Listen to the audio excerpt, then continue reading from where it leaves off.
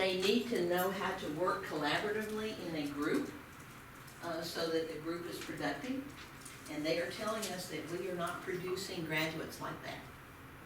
So they have to know stuff, they have to know how to learn stuff, and they have to know how to work with others well, work and play well with others at kindergarten level, right? Okay, so that's the primary investigator. Excuse me. Next, let's look at the recorder-reporter. So this is no particular order now. The recorder is going to collect the data, record the data on the table or the graph or whatever, certify the recorded results that those are correct, that the data is valid, registers group comments before discussion of the data, analysis, and conclusion, reports the results to the class if asked for, and turns in the results to the teacher. The maintenance director directs the cleanup. So the maintenance director does not do the cleanup, they direct the cleanup. So the whole group is doing the cleanup. They dispose of used consumables. They dispose of the cleanup materials, and they're responsible for group safety. So that would be if there's any kind of goggles required, et cetera, or any materials that you need to be careful with. And then there's a materials manager. So the materials manager is going to pick up the materials, check the inventory for missing or broken equipment. When I was teaching, I had an inventory list either on some kind of handout or up on the board. And all of the materials were numbered. You can see these are numbered. So all of the materials were numbered. Each student sat at a numbered seat at a numbered group, like you typically would do in elementary, but this was high school what I was doing. And my students were told when they come into the lab that they were to immediately inventory the materials. They had to be complete inventory. They had to be clean and ready to be used up until the last period, which put them up, obviously. So the idea about checking for inventory was really important, and not losing anything.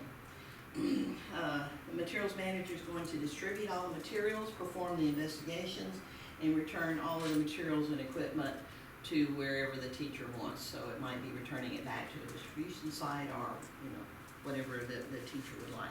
So those are the roles, along with the social emotional component. So if you are the materials manager, would you come up? This is group 1, group 2, group 3, group 4, and collect the appropriate materials up here in your basket.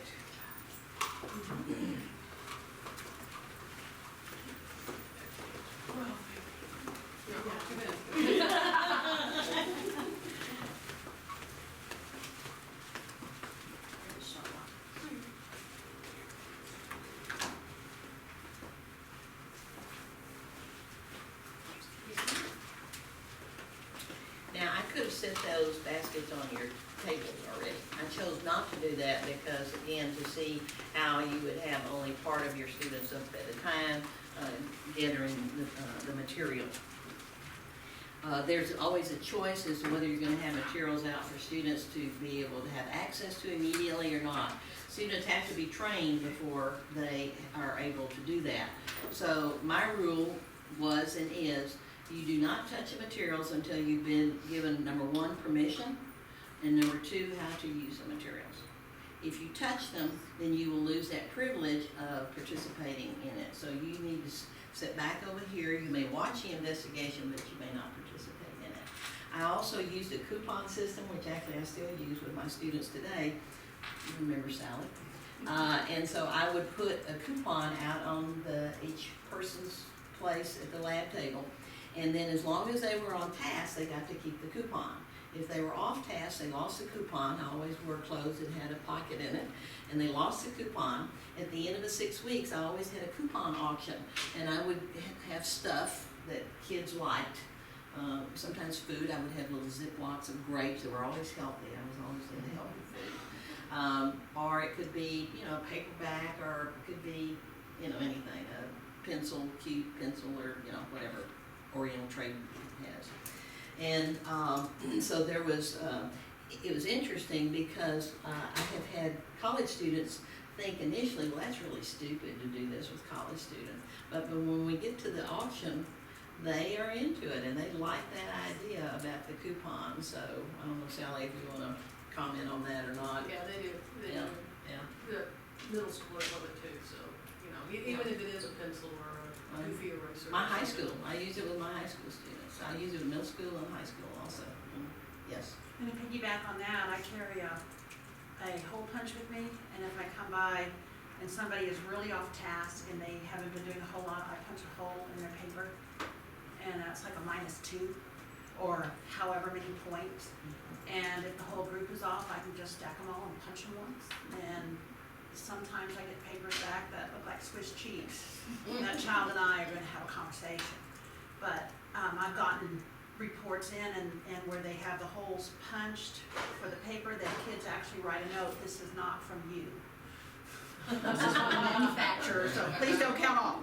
But it really is very effective. I used to wear a cowboy hat and a holster. And I'd have In middle stickers, school. stickers on one side and my hole punch on the other. And I walked around with my sheriff's badge, but that's not politically correct anymore. Gonna wear a holster to school. On an issue though of safety, that's not acceptable. There are levels of safety. If something is not too unsafe, then I would just pull the student back and say, you may observe, but you may not participate. And, you know, the reason why, here's the safety. Of course, I've given them the safety instructions up front, so they know exactly what the expectations are. If it is too immediately unsafe, then they have to sit over here and watch. They cannot even have close access to whatever's going on. So there are all kind of levels as there is in teaching. All right, so we have the materials manager has obtained the lab basket. And so I want you to choose one leaf. Each of you choose one leaf, and you're going to make observations on it and create 3 questions about that leaf. And I'll tell you what, I'm going to give you this handout, and you can write the questions on the back of this handout. You're going to use the front of it a little bit later. Just turn it over and write it on the back there.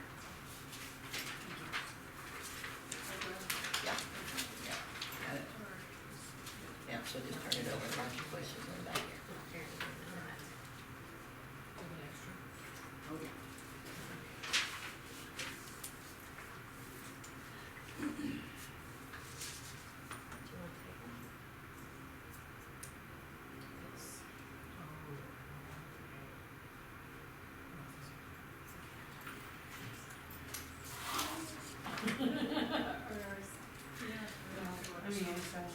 Yeah.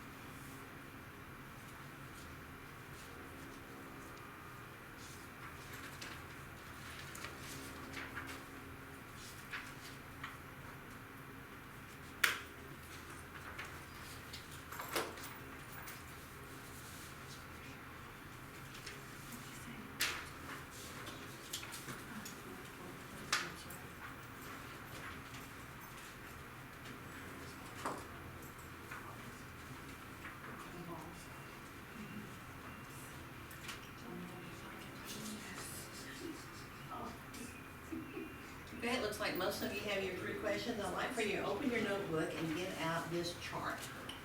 This has this chart of levels of questioning.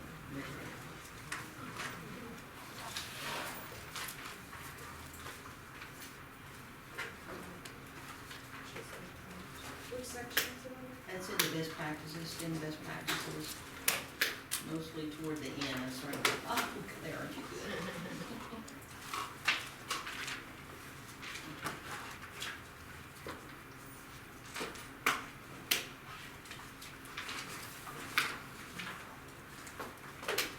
All right, so this is called Webb's Depth of Knowledge Chart. And it's one that enables us to look at questioning and look at the rigor in it. Because we talked a little bit, somebody talked about there's been what's hard and what's rigorous a little bit yesterday. What I want you to do is I want you to categorize your questions right now.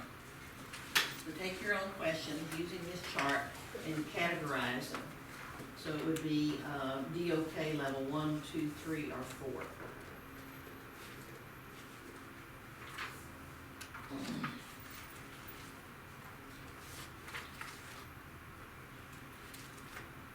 And you probably want to put the Bloom's levels in there also.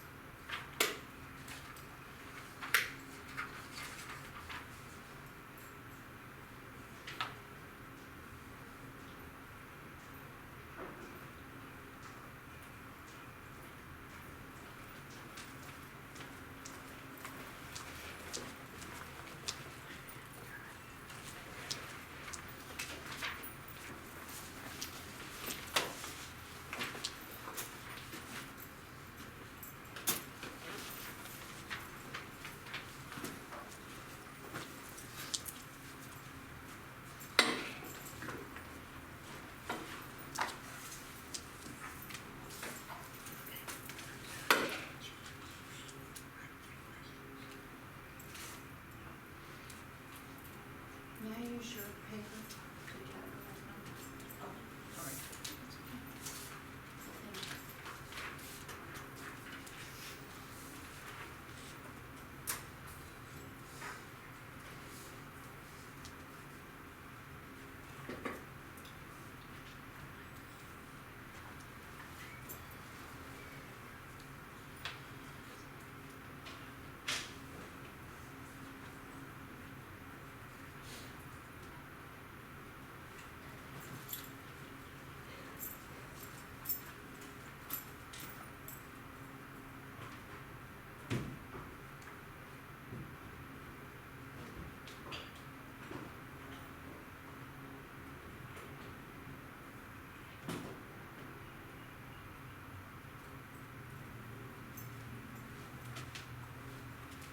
Okay, I'll give you about 30 more seconds.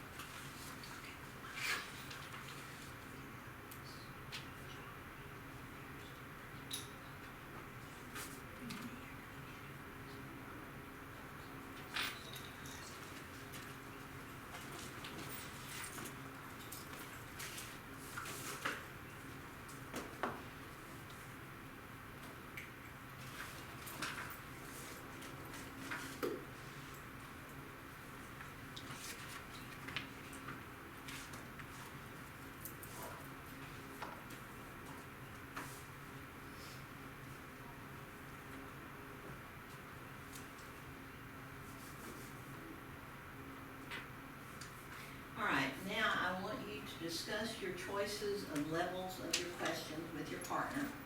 And then I want you to rethink your questions in ways that you could move them up to a higher level. So probably for sake of time, let's just choose one. Denise, why don't you move over to Suzanne, so there's two of you.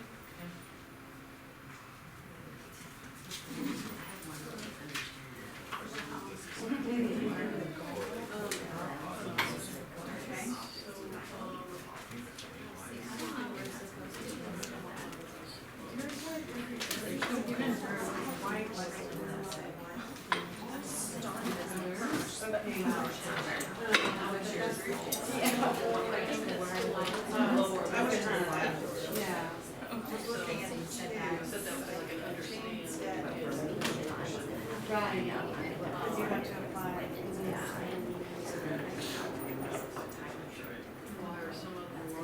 We could just look at one of these. I don't know, it could be more of an understanding. So I think it's between 2 and 3. Because you're extending a pattern, you're interpreting the data.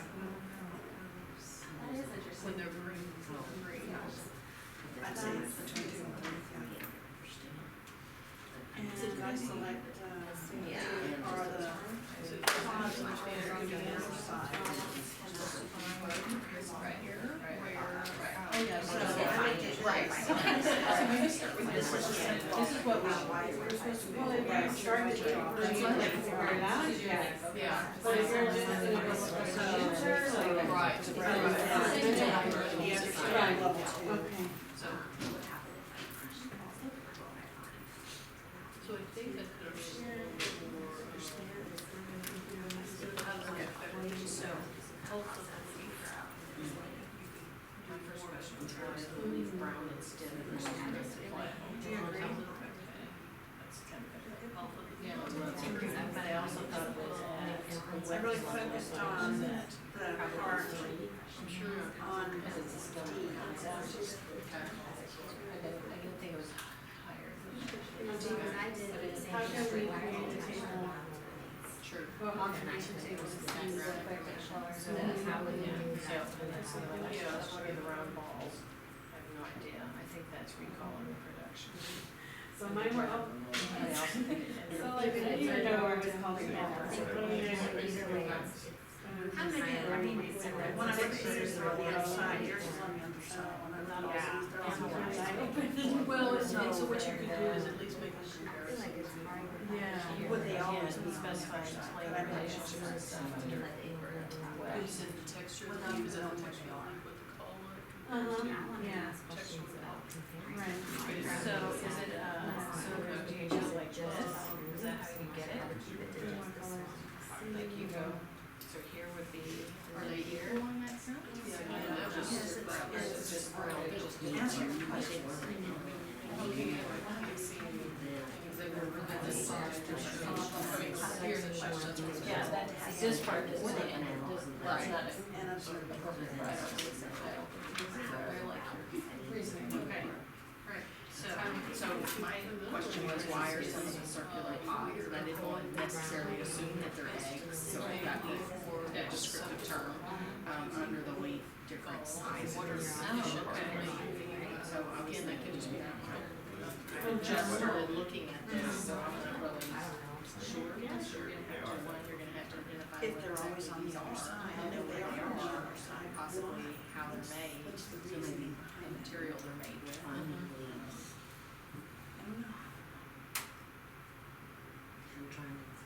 And then you had one, This and then we one had one. question to my level, If we had a couple of them, would have to go to why and why and and why. surprise. But I think you have to answer the questions first. So maybe on our hearings, would we be I able guess to you could ask them. analyze and evaluate? I think so. Yeah, I can just ask for it. So are you saying where on the tree, this leaf versus this leaf? So if you're observing it, Why? So then yes, we're ending up, and really we're on the. Right. What would you add? Yeah. Check this out.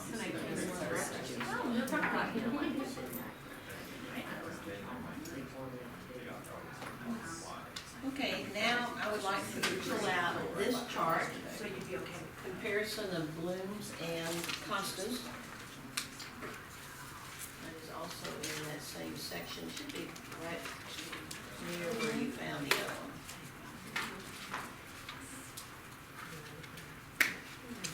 And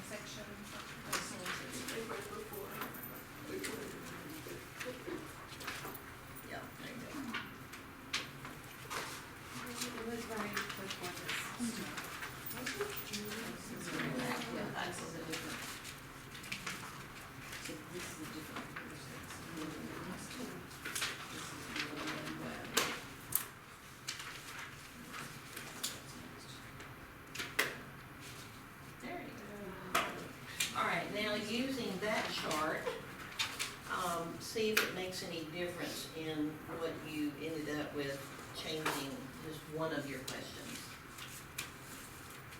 Or both charts, I don't mean just that chart, both questions, both charts.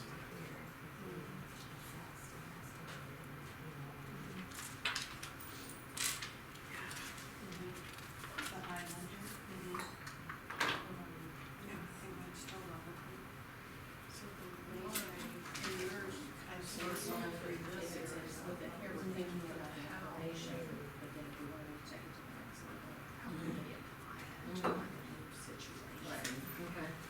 Well, we didn't talk about that Why- question, how would you want to? Well, they're kind of applies, but they're Situation Y the was way, more I just guess, a the rates are Mhm. a little bit Well, different. how do you Like, put the grade the C of that animal being, in that and then also search. situation Because that here, creates, you'll have if to. there's a larger egg, Do something. Do some, Right? right, yeah. so when it hatches, you know, That'd be cool. read the question again. So what could we do with one of your questions? Okay, to make it Okay, higher so- level.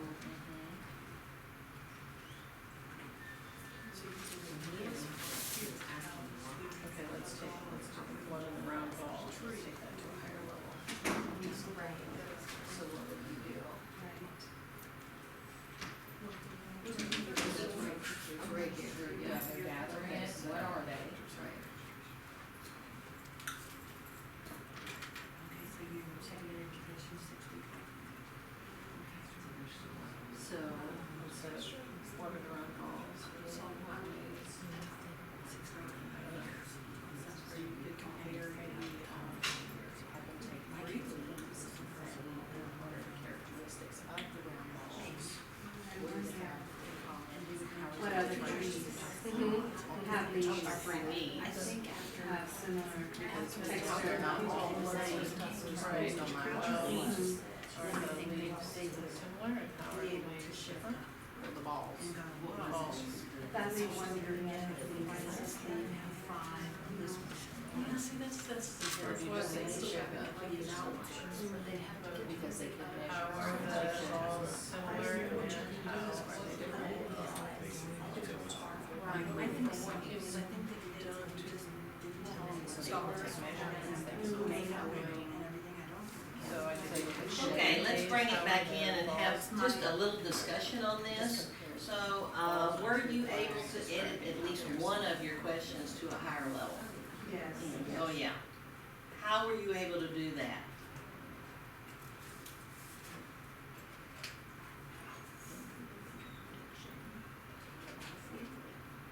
Didn't think those two out. Jamie?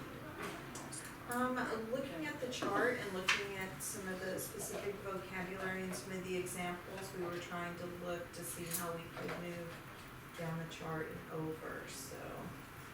Because our question at first was more at just the, level 2, at the at the understand level. Can you read that question for us? The Um, your first version of it. The first version of it was, why are the, like the balls attached to the bottom of the leaf? Oh, great minds think alike, that was fun. And you categorize that as a level 2. Let's come back to that with some more, discussion later on. And what did you move it up to? Does the weather, sun or rain affect the growth of the Insect or egg or whatever it Whatever. is. Okay, on the bottom of the leaf? okay. All right, how about one of yours? Does the size of the leaf correlate to the number of pods on the leaf? Okay, and what did you, categorize that as? Analyze in a level 3. Analyze in a level 3. That was your first question. Okay, can you move that up any? We didn't think we could because they would need to have some other basic questions answered before they were able to extend that. Ah, yes, remember that point, we'll come back to that. Okay, group 3? Choose one. Okay, so we said, how does the gall affect the color when the leaf is green? Cause all we have are ground leaves to compare. So, And your verb was how. yes. Let's remember that. You remember that, and we'll come back to that. Okay. Okay, and you moved it up by doing what? I think we changed it to, how these galls affect the overall health of the leaf or tree. We added the word hypothesize. Yeah, hypothesize, that's what. Okay, what's that word mean? What's a hypothesis? In one word. I'm an Aggie, I like to think very, very simply. In one word, what would you use in place of hypothesize or a hypothesis? Would you make, yes, No, one word. one word, yeah. What? Predict. No. There's another word I'm thinking of.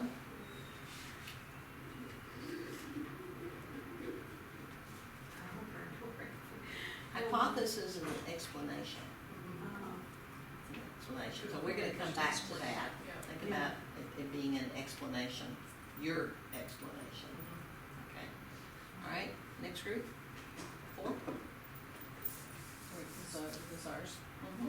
So the question that I'm we sorry, you're actually 5, but go ahead. we started with were, what are the round balls? Mhm. Is the basic remember low Okay. level question. Uh-huh. So then we were working on extending that and making it higher level. And you wanna read what you're writing? Yes. She's finishing her thoughts. Yeah. Okay, so then we changed it to compare and contrast 3 leaves describing the similarities and differences. Make predictions of what a 4th leaf. Okay, that's actually more than one question. Yeah. If you're comparing and contrasting, that's one action, Okay, and making predictions is a different one. okay. So if we stick with compare and contrast, what level? Compare and contrast would be, we didn't get to that part. Compare and contrast would be. On either chart. It would be on Webb's level 2. And we had it down as a level 2 to start with. Okay, level 2, okay. Last thing? That's kind of what we did, we had lower level of, what are the objects on the back of the leaf?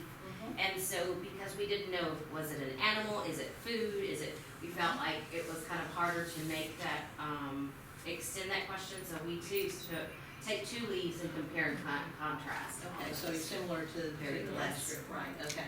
So all of you were able to move your questions to a higher level, and now my question is, how were you able to do that? What did it take for you to be able to move your questions up? If I had just said, put them at a higher level, what would you have done compared to what I had you do?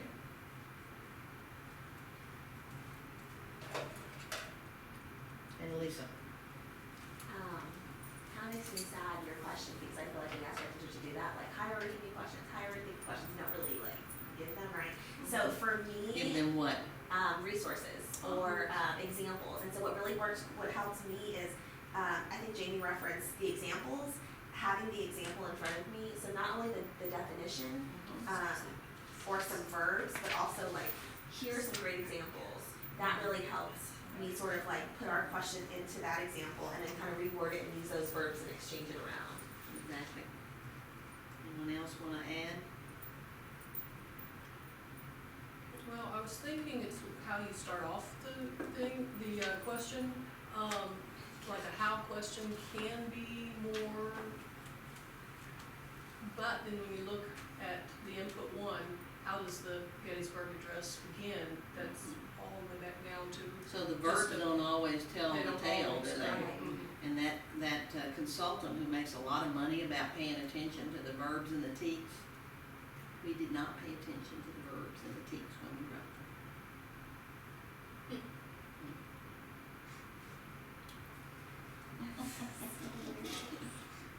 Yes, ma'am. With an activity like this, mine would have to go through and answer some of the level 1 questioning. What are these? They could not. Categorize, you mean, Yeah, not right. answer them, but categorize them. Well, I don't think With the kids could samples. move on with more difficult questions until the basics. So sorting them, we Yeah, might sort. say, as we said in kindergarten.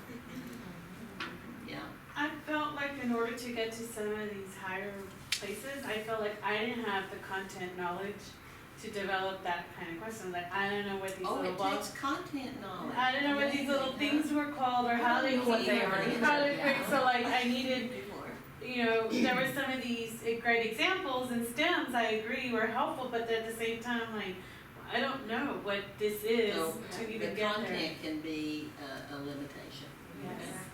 All right, anybody And else have any? you really have to think these through, because if you don't, you're going to wind up teaching something wrong and try and undo something And you we're gonna taught have is that wrong. discussion in a bit. So what are those little balls called? We'll get to that. Oh. Just be patient. No, cause I want just that level one question answered. You are going to get that level one And I was question trying to answered. get my phone out and search on Google. You don't need to, I'm gonna satisfy that urge. for you. Okay. All right, so if we want teachers to ask higher level questions, if we want students to ask higher level questions, what is it gonna take besides telling them, do it? Hey, come on in. Denise, can you move there and, well, I'll tell you what, here, Vanessa, come on here. I feel like doing something like this. Pardon? I feel like doing something like this example with our staff, but also like being vulnerable ourselves, because I think they see us, or like we're supposed to know all and do all, and seeing us be vulnerable. I and have stuff that like problem. You know, they think I have a PhD, I'm supposed to know everything, and so to admit my ignorance is important for me to do that with my teachers and my students. All of them. Patricia. Another important thing is it's hard to develop those questions on the fly. And so helping them develop that as a routine to where you're developing those STEM questions and the sequence in which you're gonna ask them ahead of time is extremely important. I require my student teachers who will be in either your building or Suzanne's building, they are required to do exactly what I have done up here. They are required to put every question on a PowerPoint. Now, this is not a lecture, you've seen that. But all of the instructions, everything that's gonna guide me, so that period 6 gets the same instruction as period 1 does. So when you see my student teacher come in, you're gonna see them, and that's very difficult, for the cooperating teacher to understand. So I'm gonna need your assistance. I'm gonna have a student teacher in one of their two buildings. So I'm gonna need your assistance for them to understand what the university requires of our pre-service candidates so that they can get to that level. So having those questions up here are absolutely critical, because I'm not necessarily gonna be able to think that well. I probably am, because I've planned the lesson if everything is perfect, but what classroom occurs where there's everything perfect? You don't have any interruptions, you don't have any, disruptions or anything. Denise, you're gonna, What I'm thinking about when we're talking about the level of questioning, how does that relate to the common assessments the district is getting ready to design?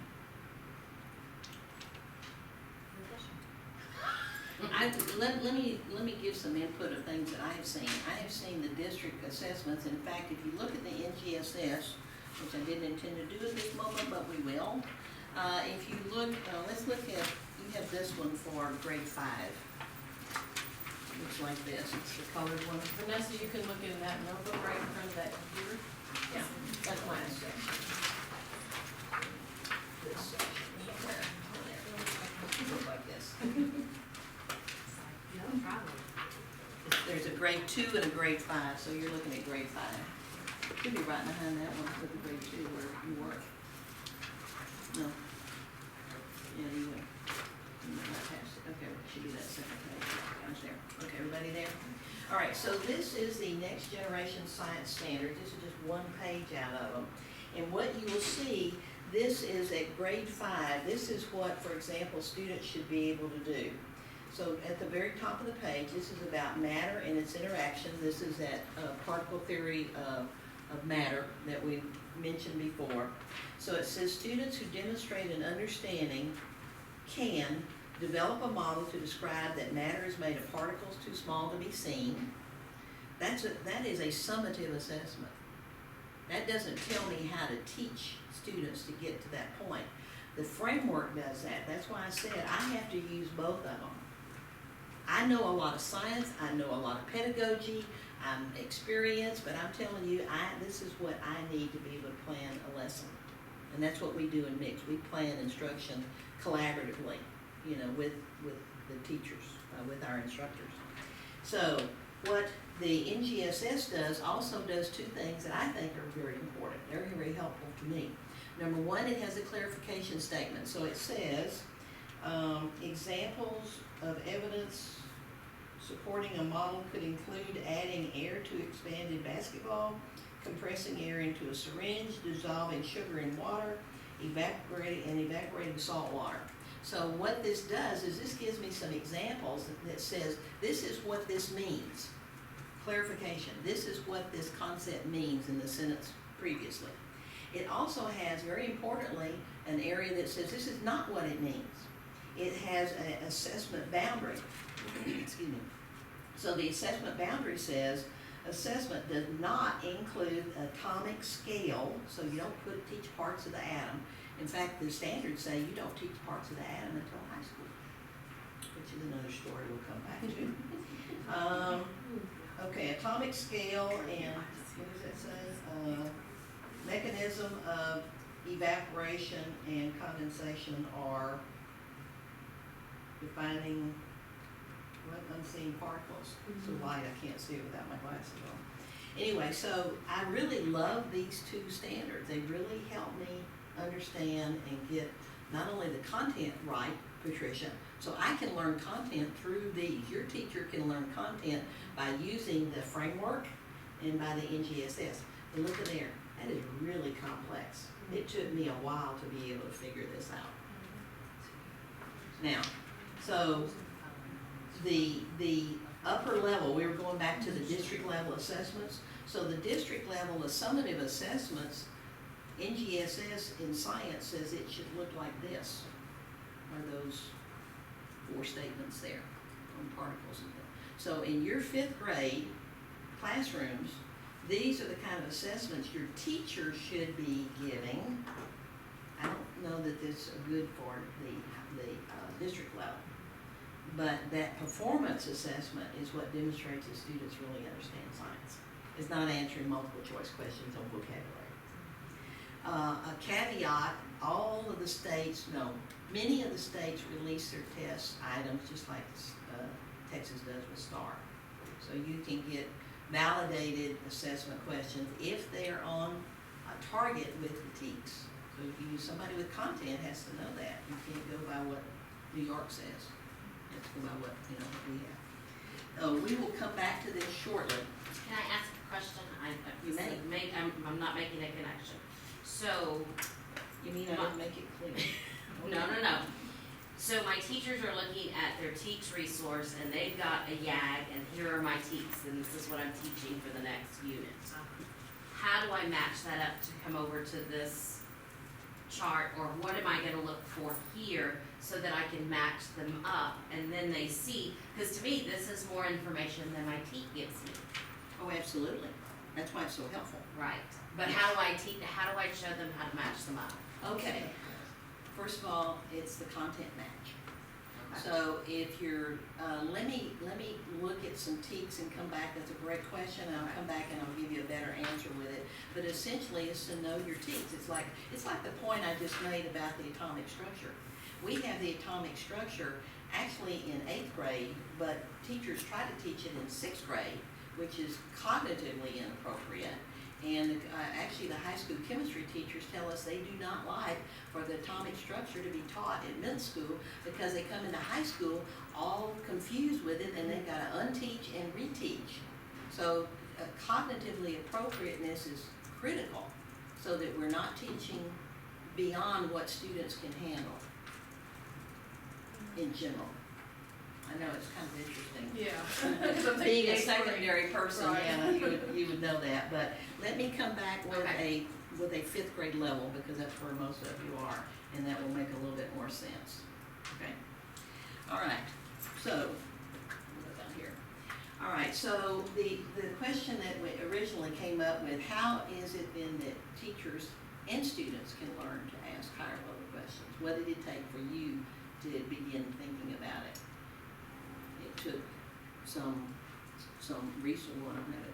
resources, some examples you said were better, and we actually have more examples. We did about 2 hours of this with your teachers last year, Browning did, on these, using these 2 matrices. Yes. Probably one of the most helpful parts of doing this was working with a partner. Well, yeah, and that's the way we do this. This is the way our professional development next. It's not a lecture. It's working, it's having those discussions with somebody one-on-one so that everybody has to participate. And actually, if you've been with Browning, which you all were yesterday, you'll notice she doesn't answer a lot of questions. She asks a lot of questions. Yeah. Because she is requiring you to think about things and to discuss it. And sometimes there's not just one answer, one correct answer. There's multiple ones, so especially when you're making decisions about your schools, et cetera, there's a lot of things that you have to consider, and those rich discussions are what makes it better. Denise and I have discussions all the way home and all the way back here about, today's instruction. What can we do to make it better? Well, I saw this thing last night on, actually it was out of this one, the April issue of Education Week that I sent to you about math resources. Because you said you need some quality ones. So there's some online ones, not everything, of course, Pinterest is good, but I would think if New York produced it, it's gonna be of higher quality than perhaps some of the other states that produce them. So if you want to, do any kind of PD or have somebody come in and do PD with your teachers, I'm not suggesting me, that you think about these resources. And I would have your mixed teachers, because this will be a conversation with your mixed teachers, have them take some kind of leadership with having the discussion. They don't have to be the expert. It's getting that discussion going is important. Okay, so what she did is what we call in science a descriptive investigation. We conduct descriptive investigations at the university level. This is one up here. This is one that I told you about earlier, about biofilm, the slime. And Dr. McLean, the blonde-headed, well, actually gray-headed now guy that's been by here a couple of times and works with us a lot. This is one of his. He also had I think it's right there in the hallway, he had an investigation go up in this earlier space shuttle. Does biofilm grow in space? That was a research question. Now, what level is that? That's the first one. Yeah, you bet, that's a level 1. But that's what in science, those are important questions. So the point I'm making here is that it's relative. So it may be a level 1 question, but it's an important question. Does biofilm grow on space equipment? The answer is yes, it does grow. So that's very important for them in terms of having a healthy environment for the astronauts to know that that's an issue that they have to attend to. This particular one is asking about essentially, does green tea or yerba mate tea impact or inhibit biofilm growth? Now see how simple that is? This is university level research. So just because it's a level 1 question does not mean it's not significant. So you have to be careful about doing these questioning PDs with your teacher, that they don't get hung up on trying to get to higher levels that they can't actually have the capacity to do. It's kind of like Patricia. Grab that chair over there. Oh no, Lord, you actually have one, sorry. That you have to have the capacity, because Patricia said she didn't have the content. And essentially, if you don't know much about something, this is where you start. You start with a descriptive investigation. So what did you do? You would record observations, both qualitative, qualitative, those are words, writing them down, drawing pictures, diagrams. This is all important. So you can't demean it by saying, oh, well, all we're gonna do is describe something. He described biofilm before it went up in the space shuttle investigation. And I also think, I'm looking at your chart, and yesterday we talked about the, methods and results. For our students, if we're not only having them answer that level 1 question, and we're getting them to tell us how you came about that answer, tell us the results of what you found out, then that's extending their learning, because then they're gonna have to produce a chart, they're gonna have, even whether it's in Maybe. groups Maybe, or not. they are not gonna produce a chart necessarily if it's not quantitative. Right. There can be this higher level Within that. that one. Yes. Level one, you know what I mean? Right, exactly. So the idea is that, if you're going into quantitative data, yes, you're gonna get into numbers and charts, but not all the things that are described about a natural phenomena are gonna be quantitative, and not, just because they're quantitative does not mean that they're not important. So, you just conducted a descriptive investigation. In your TEKS, they should be K-12. There is a gap. And it's at 5th grade. We tried to get the 5th grade team to correct it numerous times, and we could not get it corrected. So just because it's not in the TEKS doesn't mean that you don't teach it. Your teachers, your children should be conducting descriptive